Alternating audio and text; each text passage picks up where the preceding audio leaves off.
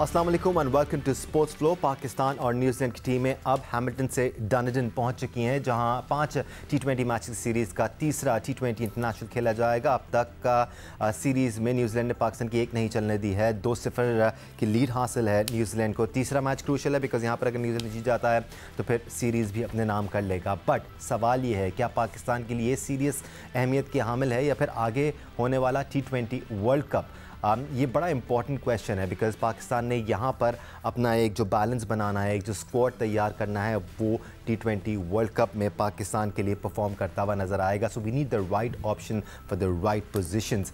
इसी पर बात करने के लिए हमारे साथ मौजूद हैं test cricketer Sikandar Bakhtar, test cricketer Abdul Razzaq हमारे साथ मौजूद है, सीनियर स्पोर्ट्स जर्नलिस्ट और प्रोग्राम्स को एंकर पर्सन सैयद याया हुसैनी हमारे साथ मौजूद हैं, और senior sports journalist Abdul Majid Bhatti हमारे साथ मौजूद हैं। भट्टी साहब और याया, आपसे आज डिस्कशन का आगाज़ करते हैं बिकॉज 3 तब्दीलियाँ टीम में की गई हैं। या पहले आप उसामा मीर की जगह मोहम्मद नवाज़ को शामिल किया गया है, उधर वसीम जूनियर को शामिल किया गया है, और फिर साथ साथ ज़मान खान का भी कुर्रा निकला है। अब्बास आफरीदी पेट की तकलीफ़ की वजह से बाहर हो गए हैं, आमिर जमाल और उसामा मीर को रेस्ट दिया गया है। सही डिसीजंस हैं? दानिश, पहले बात हुई थी वसीम जूनियर को खिलाने के हवाले से, लेकिन शाहीन शाह आफरीदी उनके साथ कंफर्टेबल नहीं थे और जिन 4 फास्ट बॉलर के साथ आप पहले गए वो उनके साथ ही जाना चाहते थे। लेकिन दूसरी तरफ आमिर जमाल की कारकर्दगी और उसामा मीर की कारकर्दगी पर टीम मैनेजमेंट बहुत डिसहार्टेड थी और ख़ास तौर पर उसामा मीर से उनको बड़ी उम्मीदें वाबस्ता थी और टीम मैनेजमेंट इस बात को रियलाइज़ कर रही है कि अगर आप न्यूजीलैंड को 170 प्लस कराएंगे तो फिर मैच कैसे जीतेंगे। तो अब 2-3 तब्दीलियाँ हुई हैं, लेकिन एक तब्दीली जो है वो बाय फोर्स हुई है और अब्बास आफरीदी हैरानकुन तौर पर अब इस सीरीज़ के लिए दस्तयाब नहीं है। ज़मान टीम में वापस आए हैं और आमिर जमाल की जगह, जिस तरह आपने बताया कि वसीम जूनियर आए हैं, और उसामा मीर की जगह अब एक मरतबा फिर आपने घूम फिर कर फिर नवाज़ की तरफ देखा है। लेकिन दानिश, यहाँ पर एक चीज़ जो मैं ऐड करना चाहूँगा कि ये 3 तब्दीलियाँ तो हो गई, लेकिन जो सबसे बड़ा क्वेश्चन मार्क है वो है पाकिस्तान क्रिकेट बोर्ड के मेडिकल पैनल के ऊपर। ऑस्ट्रेलिया के दौरे से आप शुरू करें, पहले आपका जो इंजर्ड प्लेयर थे वो थे जनाब अबरार अहमद। उसके बाद पहला टेस्ट मैच ख़त्म हुआ तो हम पहुँचे मेलबर्न अनफिट खुर्रम शहजाद को लेकर, फिर अपेंडिक्स डायग्नोज हो गया नोमान का। उसके बाद अब हम न्यूजीलैंड पहुँचे तो अब हमें एक और तोहफ़ा मिला है, एक और हमारा खिलाड़ी जो है वो इंजर्ड हो गया है। तो हमने सिर्फ मैच 5 खेले हैं, 4 खिलाड़ी हमारे अनफिट हो गए हैं। तो यहाँ पर सवाल यह है कि या तो हमारे खिलाड़ी जो है वो अपनी फ़िटनेस को इतना संजीदा नहीं लेते, या फिर मेडिकल बोर्ड जो है वो कुछ ठीक काम नहीं। और या इस मामले में तल्ख़ हकीकत ये है कि फोकस भी हमारे प्लेयर्स का है, जो शॉर्टर फॉर्मेट पे ज़्यादा नज़र आ रहा है, टेस्ट क्रिकेट को खेलने को इतनी ज़्यादा तरजीह दे नहीं रहे हैं। अगेन ये चीज़ें हमें नज़र आती रही हैं, चाहे प्लेयर्स खुद ऑप्ट आउट कर जाएं या फिर उनका फोकस भी शॉर्टर फॉर्मेट पर नज़र आए। बट साहब, उसामा मीर की याया ने बात की, दूसरे T20 इंटरनेशनल में थोड़े से ज़्यादा सेटल नज़र आए। अगैन इस वक्त मसला क्या है, पाकिस्तान का रिक्वायरमेंट क्या है? हमें कॉन्फिडेंस देना है एक नए बॉलर को, या तो फिर आप डिसाइड करें कि जी ये बॉलर में इतनी अहलियत ही नहीं है कि इसको पाकिस्तान टीम का हिस्सा बनाया जाए, फिर हम दूसरी तरफ देखें। दानिश, जो सूरत हाल है वो तो यही नजर आ रही है कि अब पाकिस्तान शाहीन्स के जो स्पिनर्स हैं उनकी तरफ देखना पड़ेगा, या फिर पाकिस्तान अंडर 19 की तरफ से कुछ अच्छे स्पिनर हैं उनकी तरफ देखना पड़ेगा। क्योंकि उसामा मीर और मोहम्मद नवाज अगर आप एशिया कप से ले लें जी तो डिसअपॉइंटमेंट है, कोई बहुत ज्यादा इनकी तरफ से अच्छी परफॉर्मेंस है नहीं।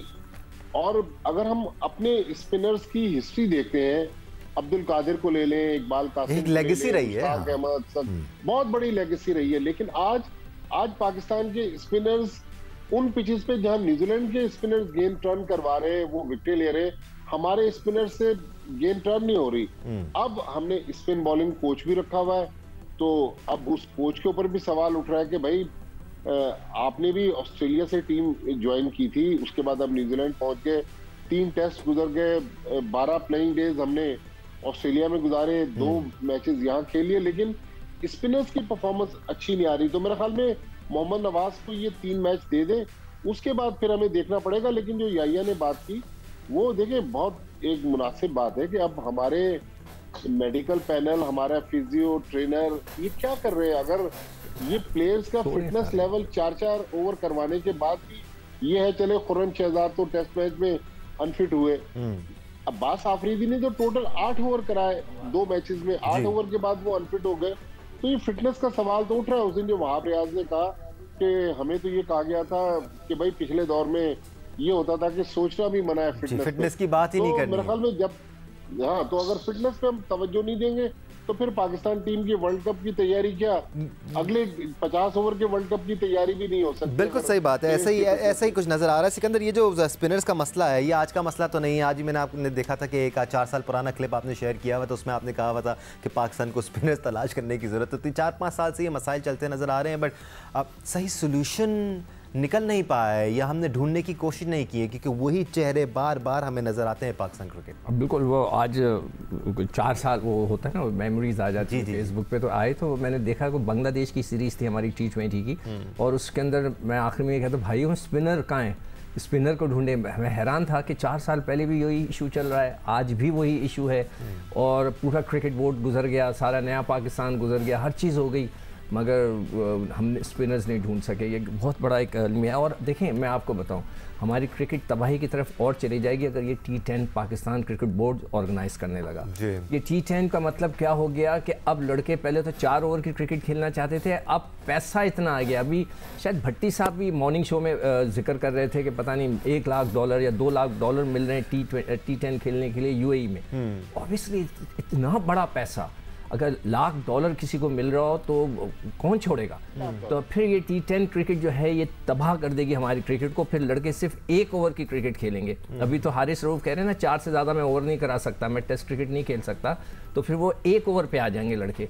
तो मैं तो रिक्वेस्ट करूंगा पाकिस्तान क्रिकेट बोर्ड को कि खुदा के वास्ते ये T10 ना शुरू करें पाकिस्तान में, रहने दें। ये एक फेस्टिवल क्रिकेट है, इसको बाहर रहने दें। आप अपनी क्रिकेट को इम्प्रूव करें। और जो सबसे पहले वो जो वहाब रियाज का भी जिक्र हुआ है, वो मैं भी था उस इंटरव्यू में जी। आप दोबारा फिटनेस टेस्ट लेके आए, जो पाकिस्तान से खेलना चाहता है, जो PSL खेलना चाहता है, ये शर्त रखें जी।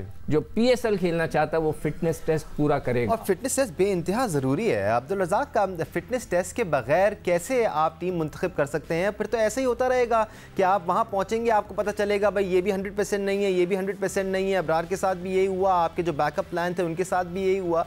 जब तक आप सही मायनों में फिटनेस टेस्ट नहीं लेंगे, आपको कैसे फॉर श्योर पता हो सकता है कि इस लड़के को हम रिलाई कर सकते हैं, नहीं कर सकते? दानिश, देखिए सीधी बात ये है कि ये जो प्रेशर होता है ना, जो सिचुएशन, प्रेशर, कंडीशन, ये आपको अनफिट करती है। और ऑस्ट्रेलिया, न्यूजीलैंड में, साउथ अफ्रीका में हमेशा पाकिस्तान के प्लेयर अनफिट होते आए हैं, क्योंकि कंडीशन थोड़ी सी अगेंस्ट है और प्लेयर खुद रिस्पॉन्सिबल होता है फिटनेस का।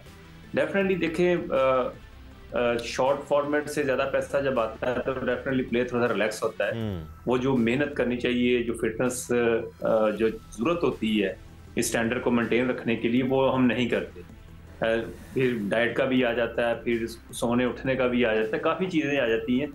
जब तक प्लेयर खुद रिस्पॉन्सिबल नहीं रहेंगे, ये फिर वो चीज़ आप फिट नहीं हो सकते। और जब आपके पास, अभी सीकू भाई ने बात की, पैसों की बात की है, तो जब आपका पैसा ज़्यादा आ जाता है तो आप ऐसे रिलैक्स हो जाते हैं। फिर अगर अनफिट भी आप होते हैं ना, तो आप डोंट केयर।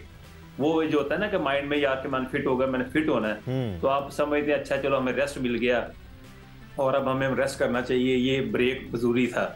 तो उसमें भी फिटनेस जो है ना और डाउन होती है, क्योंकि हमने जो गोरे देखे हैं, दूसरी टीमों को देखे हैं, जब वो अनफिट होते हैं तो बाकायदा वो अंडर ऑब्जर्वेशन रिहैब करते हैं, उनका बाकायदा प्लान होता है, वो फिर अपने आप को फिट करते हैं, एक जिम्मेदारी होती है उनके सर के ऊपर।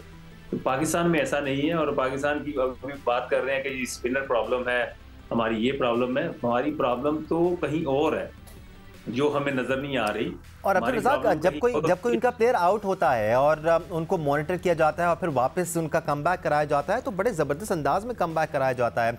5 मैच की सीरीज़ है तो सारे मैचेस नहीं दे दिए जाते, 1-2 मैचेस खिलाए जाते हैं, फिर 1-2 मैचेस रेस्ट कराया जाता है, उनकी लोड को मैनेज किया जाता है। सवाल ये पैदा होता है कि क्या शाहीन शाह आफरीदी के साथ हमने ये किया जब वो नी इंजरी से वापस आए? नहीं, वो वापस आए और हमने उनको फ़ौरन मैचेस खिलाना शुरू कर दिया और वो तब से लेकर अब तक कंटिन्यूसली खेल रहे हैं। जी सो श्योर। हमने मेरे पास एक वो भी क्लिप है, मैं आजकल क्लिप्स जमा करता हूँ। हमने शाहीन का इंटरव्यू यहीं किया था, शायद याया भी हमारे साथ थे। मैंने उससे यही सवाल किया था जो आपने किया है ना, एग्जैक्टली मैंने ये सवाल किया था कि लोड मैनेजमेंट। उन्होंने कहा नहीं मैं खेलना चाहता हूँ, ये खुद उन्होंने कहा है, मेरे पास क्लिप मौजूद है कि वो कह रहे हैं कि नहीं जी मैं तो खेलना चाहता हूँ, जितना मैं खेलूंगा। हर कोई खेलना चाहता है, हर कोई खेलना चाहता है, लेकिन आपकी बॉडी एक सर्टेन लेवल का लोड ले सकती है, उससे ज्यादा लोड नहीं ले सकती है। मगर मुझे नहीं समझ में आता। देखें अभी रज़ाक कह रहे थे जो ऑस्ट्रेलिया जाता है सब अनफिट रज़ी भाई भी कुछ कहना चाह रहे हैं। जी रज़ाक, हमारे दौर में कुछ 4 लोग अनफिट नहीं होते थे, एक आधा अनफिट हो जाता था।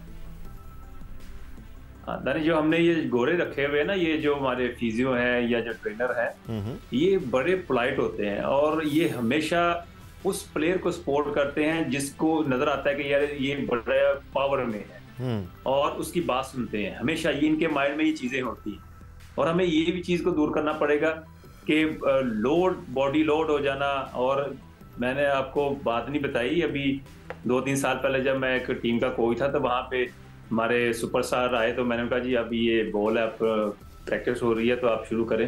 वो कहता है मेरी बॉडी ओवरलोड है तो मैं बॉलिंग नहीं कर सकता। तो मैंने कहा किसने कहा? उन्होंने कहा जी गोरे ने मुझे कहा मैं 3 दिन के बाद करूंगा। तो जब मैंने ये सुना मैंने कहा यार अच्छा ये भी चीज नजर आई है। नहीं, ये मॉडर्न डे क्रिकेट है रज़ाक। ये कहते हैं ना आप लोगों को मॉडर्न डे क्रिकेट का नहीं पता, this is modern day cricket. ठीक है। और इनको पता नहीं कि तकरीबन कोई 3-3 4-4 लाख रुपए की घड़ी इनको दी हुई है, उनको चेक करने के लिए, मॉनिटर चेक करने के लिए क्या क्या करते हैं। तो फिर तो सारी चीजें चेक होनी चाहिए कि वो कब सोते हैं कब उठते हैं, तो वो नहीं कोई चेक करता। तो ये बस बॉडी बॉलिंग करने का लोड जो है ना वो चेक होता है उस पर सारी चीजों को। और मैंने एंडरसन को देखा है, वो अनफिट थे, मैं काउंटी खेल रहा था तो मैं लंकाशायर में था, तो वहां पे वो देखा कि वो तकरीबन 10 बजे से लेकर 12 बजे तक मिडिल पिच पे उसने अपने तकरीबन 15 से 20 ओवर किए उसने, और वो अनफिट था तो वो वापस उसने टेस्ट मैच में आना था। तो नहीं बिल्कुल, आप दुनिया क्रिकेट में देखें अब्दुल रज़ाक तो आपको कई ऐसे एग्जांपल्स मिल जाएंगे जब लोग अपने लिए बेंचमार्क खुद सेट करते हैं, अपने लिए स्टैंडर्ड्स खुद सेट करते हैं। बट यहाँ पर पाकिस्तान क्रिकेट बोर्ड की जानिब से कुछ तजाद नज़र नहीं आ रहा है। एक तरफ तो वो कह रहे हैं कि हम अपने प्लेयर्स को लीग्स खेलने की इजाज़त नहीं देंगे, उनके लोड को मैनेज करेंगे, फिर आपको T20 की तरफ वो उनको पुश कर रहे हैं कि हम T20 कराएंगे और T10 लीग कराएंगे। तो थोड़ा सा तजाद तो है इसमें पूरे मामले में। दानिश, अब तक जितनी भी खबरें चल रही हैं T10 लीग के हवाले से, या फिर मैं ये कहूँ कि ये जो खिलाड़ियों के NOC के हवाले से, अगले चंद घंटे इस बात का खुलासा हो जाएगा। लीग तो नहीं खेल सकते हमारे खिलाड़ी, T10 खेल सकते हैं, कोई लीग नहीं खेल सकते, क्योंकि वो जो PCB भी जैसे सिकंदर वक्त ने कहा कि T10 लीग करवाने की कोशिश कर रहा था। अब देखिए ब्रांड के ऊपर ब्रांड कैसे आ सकता है, मेरे तो ये समझ से बाहर है कि एक तो दूसरी बात ये कि इंडिया में IPL हुई 2008 में, उसका पहला एडिशन हुआ। और दानिश, आज भी इंडिया में जो है ICL फिर उसके बाद स्टार्ट हुई, और आज भी इंडिया में अगर आप देख लें तो वहाँ इंडिया के क्रिकेटर्स सिवाय IPL के और किसी क्रिकेट में आपको खेलते हुए दिखाई नहीं देते। उनके रिटायर्ड क्रिकेटर भी जो है उनकी रविश ये है कि वो बहुत अब इक्का दुक्का जाकर खेलने लगे हैं। लेकिन पाकिस्तान वो वाहिद मुल्क है जहाँ पर ब्रांड के ऊपर ब्रांड खड़ा हुआ है। जो इस वक्त PSL पाकिस्तान का एक ब्रांड बना, पाकिस्तान क्रिकेट बोर्ड के ख़जाने को उससे कुशन मिला। आप और दूसरी लीग इधर मुनक्किद हो रही हैं, उनमें भी वही स्पॉन्सर्स हैं जो PSL के अंदर स्पॉन्सर हैं, टीवी राइट्स, कमेंटेटर भी वही, हर कोई चीज़ वही नज़र आ रही है। तो फिर आप अपने ब्रांड को तो मुतासर कर रहे हैं। तो ये एक सबसे बड़ा सवाल है। दूसरी बात यह है दानिश कि अगर आप ये कहते हैं कि खुला तजाद है पाकिस्तान क्रिकेट बोर्ड की टीम मैनेजमेंट में, तो मैं इसको भी अंडरस्टैंड करने के लिए और मानने के लिए तैयार नहीं हूँ। मैं आपके सामने आदाद और शुमार रखता हूँ दानिश, और आप बोर्ड की बात कर रहे हैं, ये तो मैनेजमेंट के फैसले तो नहीं है कि अगर T10 करानी है, NOC देनी है नहीं देनी, ये तो बोर्ड के फैसले हैं ना। दानिश, मैं वही आपसे कह रहा हूँ कि ये खिलाड़ी नहीं खेल सकते, क्यों नहीं खेल सकते, आगे आने वाले दिनों में खुलासा हो जाएगा उसका। मैं फिटनेस के हवाले से जो आपसे बात कर रहा हूँ, सिकंदर बख्त यहाँ पर मौजूद है, अब्दुल रज़ाक यहाँ पर मौजूद है, माजिद भट्टी हैं, आप इतने अरसे से इस शो को कंडक्ट कर रहे हैं। आपसे मैं बहुत ही आसान सा सवाल करना चाहूँगा। हम गोरों के सर पर डाल दें, हम मोहम्मद हफीज़ के सर पर डाल दें, हम ज़का अशरफ के सर पर डाल दें, हम आलिया रशीद को इसका मोरद इल्ज़ाम ठहरा दें, मेडिकल पैनल को इसका मोरद इल्ज़ाम ठहरा दें, 4 खिलाड़ी आपके अनफिट हुए हैं। अब मैं आपको बता रहा हूँ, 38 ओवर 238 28 गेंदें की हैं खुर्रम शहजाद ने, वो पूरा कायद-ए-आज़म ट्रॉफी खेल के आ रहे हैं, उनकी फसली खिंच गई। एक गेंद इस सीरीज़ में नहीं डाली अबरार अहमद ने, वो अनफिट हो गए। एक सिंगल बॉल नहीं किया आपके पास इस सीरीज में नोमान अली ने, उनका अपेंडिक्स हो गया। उसके बाद सिर्फ 8 ओवर किए हैं आपके अब्बास आफरीदी ने, जो कायद-ए-आज़म ट्रॉफी खेल कर आए, जो डोमेस्टिक T20 खेल कर आए। अब आप मुझे बताइए इसमें मेडिकल पैनल का या गोरों का क्या कसूर है? अब्दुल रज़ाक ने बिल्कुल दुरुस्त बात की कि ये क्रैम नहीं पड़ रहा है आपको, ये है प्रेशर, बैनुल अक़वामी क्रिकेट का प्रेशर, और आप उसको कोप अप नहीं कर पा रहे, और इसकी वजह से आपकी बॉडी जो है फटीग हो रही है। अब इसमें मेडिकल पैनल का क्या कसूर है? ठीक है, पाकिस्तान क्रिकेट टीम की अगर बात की जाए, तीसरे T20 इंटरनेशनल के लिए जो तब्दीलियां की गई हैं वो बॉलिंग डिपार्टमेंट में की गई हैं। इवन तो हम दोनों मैचेस चेज़ ना करने की वजह से हारे। पहला मैच 227 रन का टारगेट चेज़ करते हुए, दूसरा मैच 195 रन का टारगेट चेज़ करते हुए। बैटिंग ऑर्डर को वही रखा गया है। एक ब्रेक ले लेते हैं, बात करेंगे क्या ये ठीक है और क्या इसी बैटिंग ऑर्डर पर रिलाय पाकिस्तान कर सकता है वर्ल्ड T20 के लिए भी। बात होगी ब्रेक के बाद, हमारे साथ में। Welcome back once again to Sports Flow। Pakistan और न्यूजीलैंड तीसरे T20 इंटरनेशनल में आमने सामने होंगे। डनडन का मैदान है, टीम अनाउंस कर दी गई है, लेकिन बाहर अभी भी कुछ लड़के बैठे हुए हैं। हैंडलिंग बड़ी इंपॉर्टेंट होती है सिकंदर। आप नए लड़के को किस तरह हैंडल करते हैं, ये भी कोई बुरा आइडिया नहीं है कि आप एक नए लड़के को पिक करते हैं और उसको एक्सपोजर देते हैं टीम के साथ। वो ना भी खेले लेकिन वो डगआउट में रहकर सीखता है, लेकिन उसको किस तरह मजीद हैंडल किया जाए। क्या बीच में एक आध मैच दिया जाए, जैसे हम न्यूजीलैंड का मॉडल देखते हैं, वो ज़रूर मैचेस देते हैं, सिर्फ बिठा के नहीं रखते। यार अभी याया ने की थी या भट्टी साहब ने बात की थी कि वसीम जो है उनकी गुड बुक में नहीं, किसने की थी? नहीं, मैंने कहा कि कप्तान उनको नहीं खिलाना चाहते थे शुरू में, क्योंकि जो 4 फास्ट बॉलर खेले ना, तो मैनेजमेंट चाहती थी कि वसीम जूनियर, उन्होंने कहा नहीं कि अभी मैं आमिर जमाल उनकी फॉर्म को यूटिलाइज करना चाहता हूँ, अब्बास आफरीदी को टीम में। वो लाइकिंग में तो है मगर सिर्फ वो ये नहीं, प्लेइंग 11 में जब आपने 4 खिलाना था तो 5 तो नहीं खेल सकते। अब देखा अब कप्तान अगर एक प्लेयर जो वर्ल्ड कप में पूरे साथ रहा, उससे पहले भी साथ रहा, उससे पहले भी साथ रहा, उससे पहले 2.5-3 साल से साथ ही। हाँ, और अब वो अगर कप्तान बोले यार मुझे इस पर कॉन्फिडेंस नहीं है, तो ये बड़ी अजीब सी चीज़ हो जाती है। देखिए अब हसीब और फरहान, मेरे ख्याल से ये 3 मैचों के बाद इन 2 को 2 मैच खिलाने चाहिए आपको। हारें या जीतें, आपको इन्हें खिलाना चाहिए। जब आप लेकर गए उन्हें भी तो देख लें कि उन ट्रैक्स पे वो क्या करते हैं, उनको भी खिला के देख लें कि किसकी कोई कमर में चुक पड़ती है, किसी के पेट में दर्द शुरू हो जाता है, पसली टूट जाती है, यानी कि अजीब अजीब चीज़ें हो रही हैं, जो उनको भी खिला के देख लें तो पता चल जाएगा ना कि उनकी फॉर्म क्या है क्या नहीं है। तो बॉलर्स के पास भी हमारे पास चॉइस थी, यही चीज़ हमने पिछले मैच में कही थी प्रोग्राम में कि वसीम और जमान इनको अंदर आना चाहिए। हमने उसामा का भी जिक्र किया था, वो तीनों चेंजेस हो गई हैं, एक बाय फोर्स हो गई, बाकी हो गई। अब ये 2 प्लेयर भी रहते हैं, इनको भी खिला के आप देख लें, ताकि यार जब लड़के को लेकर गए तो उनको खिलाएं, इनको ज़रूर खिलाना चाहिए। वरना ये कि ऐसा ना करें। हमारे यहाँ तो ये भी मिसाल है कि नए बच्चों को लेकर गए, वो बाहर बैठे हुए, फील्डिंग कौन कर रहा था? Rizwan as a 12th man. मतलब इससे बड़ी मैं कहता हूँ क्रिकेट के अंदर नालायकी मैं नहीं समझ सकता कि हो सकती है कि रिजवान फील्डिंग करने चले गए, वो बच्चे बाहर बैठे। यहाँ पर जो चेंजेस की बात हो रही है भट्टी साहब और याया, मैं आपसे भी इस पर पॉइंट ऑफ व्यू चाहूँगा, बट रज़ाक की जो चेंजेस की बात हो रही है, ज़रूरी नहीं है कि आप साहबजादा फरहान और हसीबुल्लाह को खिला रहे हैं तो आप किसी नए लड़के को यानी कि साइम को बाहर करके खिलाएं या आज़म को बाहर करके खिलाएं। आप सीनियर प्लेयर्स को रेस्ट देकर इन प्लेयर्स को खिला सकते हैं, इसमें कोई मुज़ायका नहीं है, अगर आपकी सोच वर्ल्ड T20 के लिए टीम बनाने की है। देखें सीकू भाई, बात वो नहीं है। आप ये देखें, अगर आप एक टीम में 3-4 ऑलराउंडर ले जाते हैं तो प्रेशर किस पे होगा मुझे बताएं। अगर टीम में आप 5-6 ओपनर ले जाते हैं तो प्रेशर किस पे होगा? जो खेल रहा होगा उस पे होगा। तो बात ये नहीं होती आप विकेट कीपर आप 2 खिलाएंगे तो प्रेशर किस पे होगा? विकेट कीपर पे होगा। हमने तो यही क्रिकेट देखी है, हमने जो खेली है क्रिकेट इस तरह देखी है कि हमारे जो टीम होती थी 11 की टीम पहले ही डिसाइडेड होती थी कि इसने 11 की टीम ने खेलना है और यही खेलेगी। हाँ, कोई अनफिट होता है तो फिर कोई रिप्लेस करेगा। तो यहाँ पे वो सिस्टम नहीं है, यहाँ पे अनफिट वाला चक्कर ही कोई नहीं है। आप तो जो प्लेयर नहीं खेल रहे उन पे भी ज्यादा प्रेशर है और जो खेल रहे हैं उन पे बहुत ज्यादा प्रेशर है, इसलिए कि वो समझ रहे हैं कि अगर हम नहीं करेंगे तो बाहर हो जाएंगे। बट फिर जब आपको ये रियलाइज हो कि मैंने खेलना है, एक विकेट कीपर हो उसको पता है मैंने विकेट कीपिंग करनी है और मैंने अगर बैटिंग में नहीं करता तो मैं विकेट कीपिंग में 4-5 कैच पकड़ लेता हूं, तो उसको ये कॉन्फिडेंस तो रहेगा ना। वो चीज नहीं है भट्टी साहब। या ये भी ठीक मसला है। भट्टी साहब आपकी तरफ पहले आता हूं कि भाई हम 5 मैचेस के लिए कॉन्फिडेंस दे दें तो वो प्रेशर में हम बाहर बिठाकर एक मैच के लिए खिला लें तो प्रेशर में हमारे लड़के प्रेशर में ही चल रहे हैं। अब वो नेशनल टीम के लड़कों की बात हो रही है सर, किसी क्लब लेवल क्रिकेटर की बात नहीं हो रही है।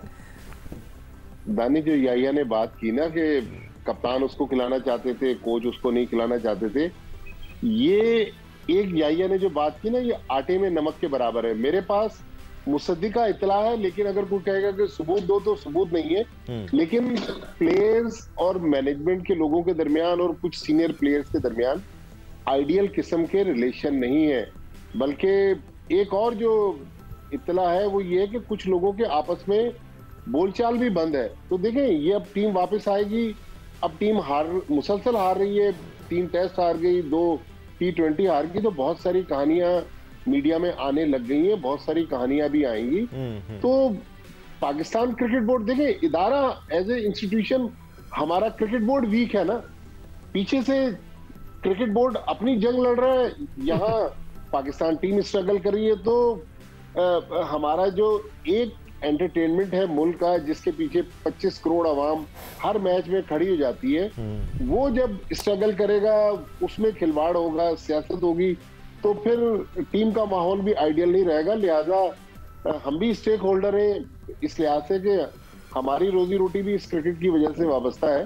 तो हमारी तो दुआ है कि पाकिस्तान क्रिकेट बेहतरी की तरफ जाए, लेकिन अभी तक आपके पास, याया भाई के पास बड़ी इंफॉर्मेशन होती है, पर हमारे पास भी काफी इंफॉर्मेशन होती है, पर हम बोलते नहीं है। इंफॉर्मेशन एक यही है कि टूर जाने से पहले मैनेजमेंट की तरफ से बताया गया है क्रिकेट बोर्ड के सरबराह को कि जी ये जो टूर है हम लड़कों को यूटिलाइज करेंगे, इसमें रिजल्ट जो है वो रिजल्ट को ना आप देखिएगा कि हम जीत के आएंगे, पर हम वहां पे जाएंगे को वहां पे हमेशा पाकिस्तान की टीम अच्छा परफॉर्म नहीं करती न्यूजीलैंड ऑस्ट्रेलिया में, तो आपने रिजल्ट को बॉदर नहीं करना कि हम जीतेंगे। तो इस तरह उसको बड़े अच्छे तरीके से मैनेज किया गया और उनको समझाया गया कि ये दोनों जो टूर हैं ये पाकिस्तान वहां से जीत के नहीं आएगा। तो इस तरह की चीजें पहले बता दी गई, इसलिए बड़ा सन्नाटा है हर जगह। मफादात की जंग में क्रिकेट कहीं पीछे सी रह गई है या ये खुलासा नजर आ रहा है आप सबकी बातों में हमें? देखें दानिश, माजिद भट्टी साहब काबिल एहतराम है, अब्दुल रज़ाक का अपना एक्सपीरियंस है, बट मैं आपसे जो अब बात करने लगा हूँ ना जी, वो बात यह है कि 3.5 साल Pakistan cricket board, Pakistan cricket team जिस आइसोलेशन में रही, आप 2 वर्ल्ड T20 हार गए, 50 ओवर का वर्ल्ड कप सेमीफाइनल नहीं खेल सके, 50 ओवर का एशिया कप सेमीफाइनल नहीं खेल सके, T20 का एशिया कप आप फाइनल में जाकर हार गए, और उसके बारे में सिकंदर बड़ी अच्छी बात करते हैं कि रिजवान 14 ओवर तक बैटिंग करते रहे और फिर जब ज़रूरत पड़ी 16 ओवर तो आउट होकर आ गए। अभी जुमा 8 दिन इस टीम को टेक ओवर किए मोहम्मद हफीज़ को हुआ नहीं, आप थोड़ा सा तो उनको क्रेडिट दें, आप इस बात को तो अंडरस्टैंड करें। आपके ख्याल में क्या बाबर आजम लड्डू पेड़े खा रहे होंगे बैठ के? यार एक आदमी 3.5 साल तक चीज़ों को ड्राइव करता रहा, तो अब आपके ख्याल में वो नॉर्मल होगा? ये इंसानी फितरत है। दूसरी बात ये, आप कह रहे हैं कि जी पावर में हफीज़ जो है उनको रेजिस्टेंस का सामना है, होगी रेजिस्टेंस, लेकिन आप ये भी तो अंडरस्टैंड करें कि भाई बाबर आजम अपना नंबर छोड़ने के लिए तैयार नहीं थे। कराची किंग्स से उन्होंने कहा भाई मैं नहीं छोड़ूंगा ओपनिंग का number, Alex hello Islamabad United चले गए, हफीज ने उनको नंबर 3 पर खिला दिया। हफीज ने रिजवान को बोला भाई आप फील्डिंग करेंगे, तो बिल्कुल मैंने हफीज का नाम नहीं लिया, मैंने नहीं सर, मैं आपकी बात नहीं कर रहा, मैं एक जनरल बात कर रहा हूँ, ये रस्सा कशी तो होगी, इसमें कोई शक व शुबे की गुंजाइश नहीं है, लेकिन मैं ये कह रहा हूँ कि हफीज ने अपनी अथॉरिटी जो है बहुत अच्छे तरीके से मनवाई है। दूसरी बात यह कि आपके सामने है, मैं आपको इससे पहले भी बता चुका हूं कि जब वसीम वक्कार ऑस्ट्रेलिया का दौरा कर रहे थे, उनकी कारकर्दगी आपके सामने है। इतने बड़े बड़े नामी गिरामी क्रिकेटर ऑस्ट्रेलिया गए हैं, 600, 650, आप 3 टेस्ट मैचों की 6 इनिंग में एक मरतबा ऑस्ट्रेलिया की टीम 500 को टच नहीं कर सकी। वसीम वक्कार खेल रहे थे, ऑस्ट्रेलिया को कितनी बार आपने आउट किया है, आप उठाकर देख लीजिए। इस टीम ने, जिसकी बॉलिंग को आप कह रहे थे यार इनकी बॉल डालते हुए हमें शर्म आ रही है, इनकी स्पीड मीटर पे इनकी स्पीड देख के, उन्होंने 6 इनिंग में 4 मरतबा ऑस्ट्रेलिया को ऑल आउट कर दिया। आप मेलबर्न टेस्ट मैच में जीत के रास्ते पर थे, आप सिडनी टेस्ट मैच में प्लेट के रख के आपने ऑस्ट्रेलिया को कहा भाई आप जीत जाए, हमारे में दम नहीं है। अब इसमें हफीज क्या करेगा? मैं इसमें कुछ ऐड करना चाहूँ आप सर, बहुत मुख्तसरन कर लीजिएगा, टाइम खत्म हो गया। आपने वसीम अकरम उकायुनस का नाम लिया, उस वक्त ऑस्ट्रेलिया की टीम भी देख लें, टीम की ऑस्ट्रेलिया की। बिल्कुल सर, वो भी तो तगड़े थे, और रेलू कटे। अगेन देखिए, माजी से हमें सबक सीखना चाहिए, अच्छी चीज़ें सीखनी चाहिए और उनको इम्प्लीमेंट करना चाहिए। बट यहाँ पर मसला है क्लैश का, जो clash of the titans with in the team हो रहा है ना, ये क्लैश पाकिस्तान टीम को मुतासिर कर रहा है। हमें क्लैश करना है लेकिन दूसरी टीमों के साथ उनसे लड़ना है, आपस में नहीं। Let's hope Pakistan cricket team जिस डगर पे चल रही है उसमें बेहतरी नज़र आए, हमें नए प्लेयर्स को शामिल भी किया जाए, उनको मौका भी दिया जाए और उनको सही तरह से हैंडल किया जाए, ताकि वर्ल्ड T20 के लिए हम बेहतर तैयार नज़र आएँ एज अ यूनिट। सिकंदर बाग, याया हुसैनी, अब्दुल माजिद भट्टी, अब्दुल रज़ाक, आपका शुक्रिया हमें ज्वाइन करने के लिए, आप सबका शुक्रिया देखने के लिए। आज के लिए इतना ही, अल्लाह।